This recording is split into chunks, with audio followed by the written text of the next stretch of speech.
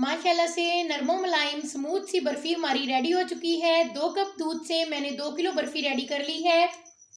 अस्सलाम वालेकुम my YouTube family, क्या हाल चाल है। आई होप आप लोग ठीक ठाक होंगे। अल्लाह ताला सबको अपने हिफ्ज़ अमान में रखे और सबके खानों में बरकतें अता करे।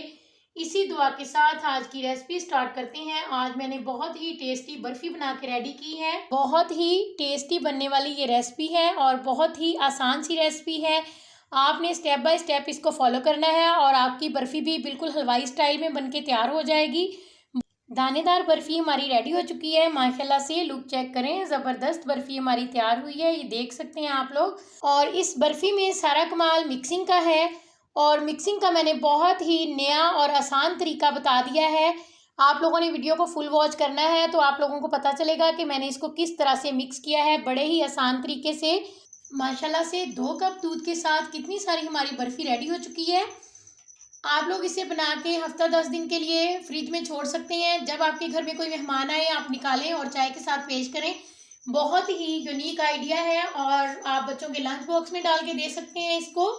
बहुत ही ज़बरदस्त बर्फ़ी बन के तैयार होती है। चलें फिर रेसिपी को स्टार्ट करते हैं और देखते हैं कि हमने किस तरीके से इस बर्फ़ी की मिक्सिंग की है, जिसकी वजह से ये इतनी स्मूथ बन के रेडी हुई है, नरमो मुलायम बर्फ़ी बन के रेडी हुई है।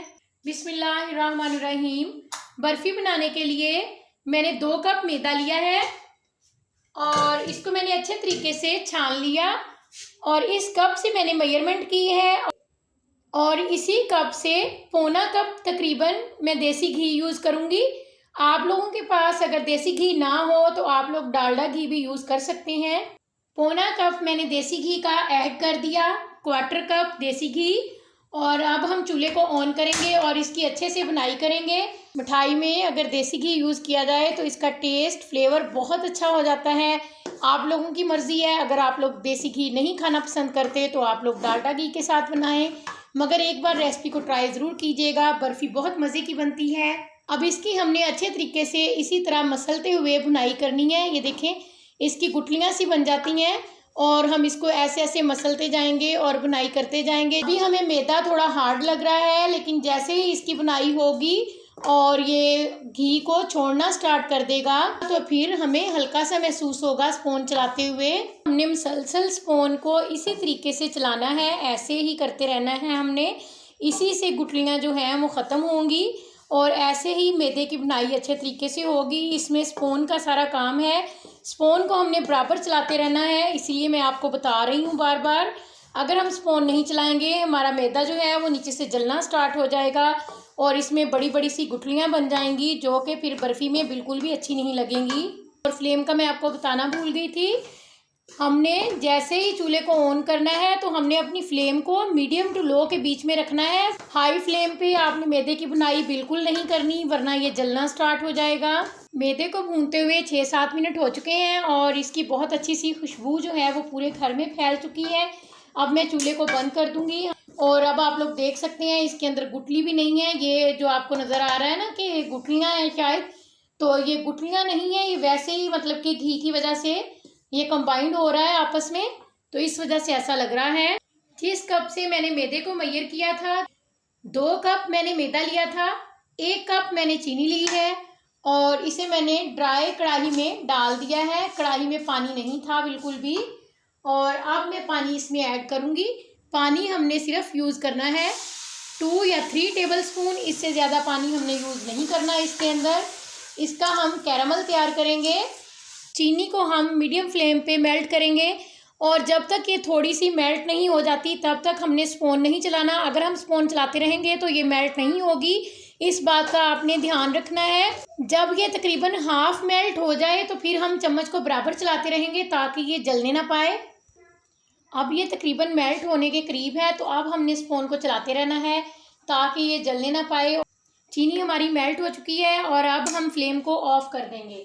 ये बहुत इम्पोर्टेंट पॉइंट है, आपने इसको जहन में रखना है। जब भी किसी कैरामल में आप मिल्क ऐड करें तो आपने हमेशा फ्लेम को ऑफ करने के बाद मिल्क ऐड करना है, क्योंकि कैरामल का जो होता है टेम्परेचर वो बहुत हाई हो चुका होता है। जैसे ही हम मिल्क ऐड करते हैं तो वो बॉयल होना स्टार्ट कर देता है। अभी मैं डाल रही हूँ, देखिएगा।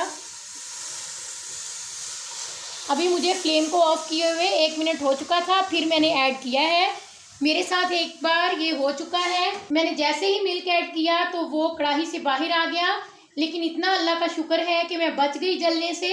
तो अब उस टाइम के बाद मैं बहुत केयर करती हूँ इस बात की कि मैं पहले 1 मिनट फ्लेम को ऑफ कर देती हूँ और फिर उसके अंदर मैं मिल्क ऐड करती हूँ।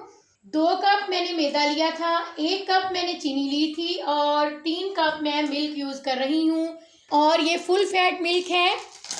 और ये देखें, जैसे ही हम मिल्क ऐड करेंगे तो चीनी हमारी जो है वो इस तरह का एक पहाड़ सा बन जाएगी, जो हमें देखने में फ़र्स्ट टाइम ऐसा ही लगेगा कि ये एक पहाड़ बन गया है जो कि कभी नहीं पिघलेगा। हालांकि ऐसा नहीं होता, ये अभी आपकी आंखों के सामने मेल्ट होगी और बहुत ही नाइस सा कलर देगी दूध को। ऐसे ही मैंने चूल्हे को ऑन किया है तो ये मेल्ट होना स्टार्ट हो गई है। माशाल्लाह से कलर चेक करें, जैसे जैसे ये मेल्ट होती जा रही है तो कलर कितना खूबसूरत होता जा रहा है हमारे मिल्क का। चीनी जो हमने कैरामल की थी उसका पहाड़ जो है वो मेल्ट हो चुका है और ये थोड़ा सा बचा है, ये भी अभी मेल्ट हो जाएगा। दूध को 2-3 बॉयल आ चुके हैं, साथ साथ हमारी चीनी भी मेल्ट होती रही और दूध में भी बॉयल आता रहा। ये मेरे पास सिरका है, 1/2 टीस्पून हम सिरका यूज़ करेंगे। आप लोग सिरके की जगह पे लेमन जूस भी यूज़ कर सकते हैं, 1/2 लेमन का जूस ले लीजिएगा आप लोग। आपने ज़्यादा सिरके का यूज़ नहीं करना वरना दूध फट जाएगा। हमने सिर्फ थोड़ा सा ही सिरका यूज़ करना है। सिरका यूज़ करने के बाद भी हम इसे 2-3 मिनट कुक करेंगे। सिरका हमने इस वजह से यूज़ किया है कि हमें इसे दानेदार सा बनाना है मिल्क को। ये देखें, इसमें हल्के हल्के से दाने आना स्टार्ट हो गए हैं। अब हमने जो मैदा भून के रखा था वो हम इसमें डाल देंगे। जैसे ही मैंने मैदे को ऐड किया मैंने फ्लेम को ऑफ कर दिया और अब हमने इसकी इस तरीके से मिक्सिंग करनी है। ऐसे ये जो इसमें वाइट वाइट से दाने नज़र आ रहे हैं ये बिल्कुल नज़र नहीं आने चाहिए हमें। इस तरीके से हमने इसको ऐसे मतलब कि इन दानों को तोड़ते हुए इसी स्टाइल में हमने चम्मच को चलाते हुए इसे मिक्स करना है। सारी बात इसकी मिक्सिंग की है। स्पून से या स्पैचुला से अगर हम इसे मिक्स करते हैं तो बहुत टाइम लगना था, लेकिन मैंने बहुत इजी तरीके से इसको मिक्स किया और मैंने ग्लास का यूज़ करते हुए इसको इस तरीके से मिक्स किया। मिनटों में ये मिक्स हो गया, आपके सामने है। बहुत अच्छा सा बैटर हमारा रेडी हो चुका है, स्मूथ सा। 1 टेबलस्पून मैं इसमें देसी घी मज़ीद यूज़ कर रही हूँ, ये शाइनिंग के लिए यूज़ किया जाता है। एक बार फिर से यही स्टेप दोहराते हुए घी को मिक्स कर लेंगे। माशाल्लाह से मिक्स करने के बाद आप देख सकते हैं इसकी लुक कितनी ज़बरदस्त आई है।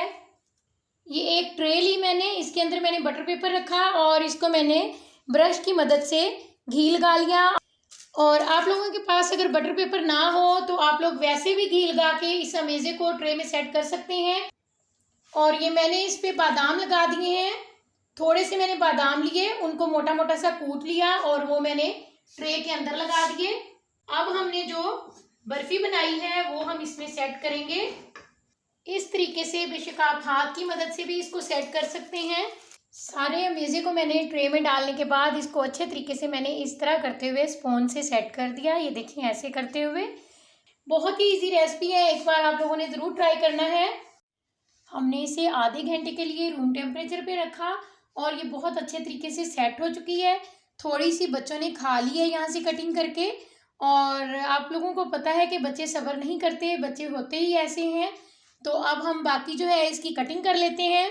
सबसे पहले जो मैंने बटर पेपर लगाया था उसका फ़ायदा हमें अब क्या होगा देखिएगा आप लोग कि कितनी आसानी से ये हमारी जो बर्फ़ी है वो ट्रे से बाहर आ जाएगी। ये देखें कैसे बाहर आई। और ये रहा बटर पेपर हमारा।